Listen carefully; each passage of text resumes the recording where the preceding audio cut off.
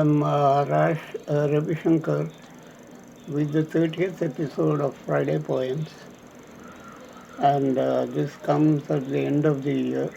A happy new year to all of you there, all the listeners. We are so happy that from April we have continued almost without break till this time, and we expect to continue the next year also with more poems coming in from more poets. The poet we are introducing today is Malini Bhatacharya from Kolkata. She was born and lived most of her life in Kolkata, and most of her work revolves around the city life.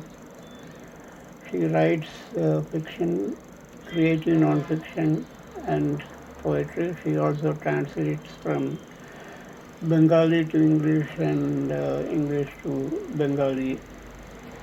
Her work has appeared in Code Known Travel, Poetics, Litro, Tehalka, The News Minute, The Better India, Agani Opera, Aparjan, among others. She is working frantically on her first book, which happens to be a collection of short stories, and she is looking for a publisher. All the best of luck to her in finding a publisher. And over to Malini to read her poems.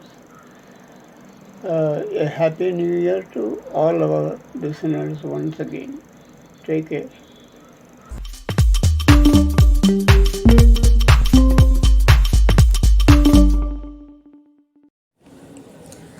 Hi everyone, my name is Malini and I'm from Calcutta, and extremely thrilled to be on this Friday Poems platform.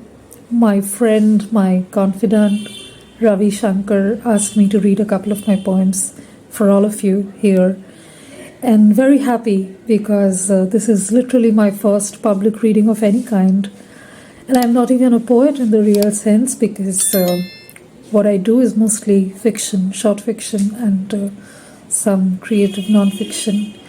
Elated, in fact, to be part of the Indian writing in English confab in a real way for the first time.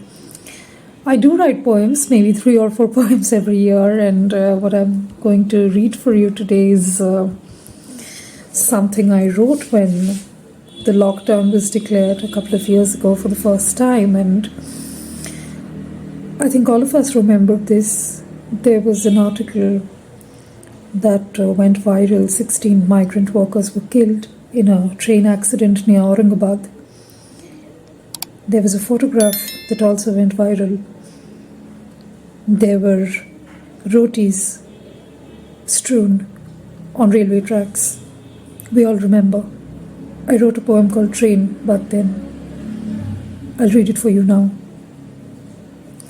The men who died were spent.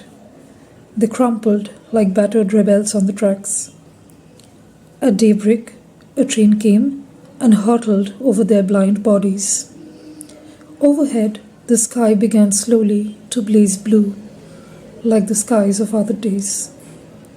These were reckless men who traveled through the night, cleaving darkness under the unforthcoming light of summer stars. The men had packed rotis for the way.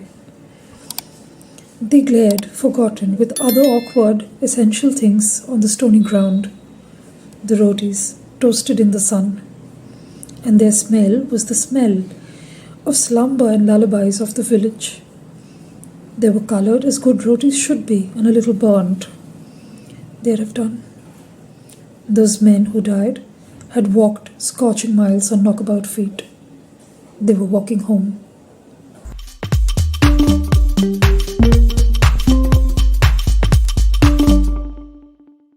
The second poem I'm going to read is called The Post Office is an Open Flower. And I tried and experimented with a haiku form. Nothing like the traditional haiku, which I could not get very good at, and I took my liberties with the form. Um, this is inspired by two poets, one of whom is known to the world as Zaga Shahid Ali, and another poet, less well known, who writes in Bengali and is based in the northeast of India and would probably not like to be named. This is split into 6 stanzas, each with 3 lines. Our separate lives hold between them a weeping floodplain named after our language. The post office in your valley opens, a frail magnolia, faithful to the sun, shaking, scattering promises and pleas like some close fragrance, soft and certain. 700 rivers away, mailboxes in my heaving town stay shut against light and letters. Glinting streets and shops nightly retch a tart brew, reminders of you. Neighbors' lives, homespun, framed by lit windows far away.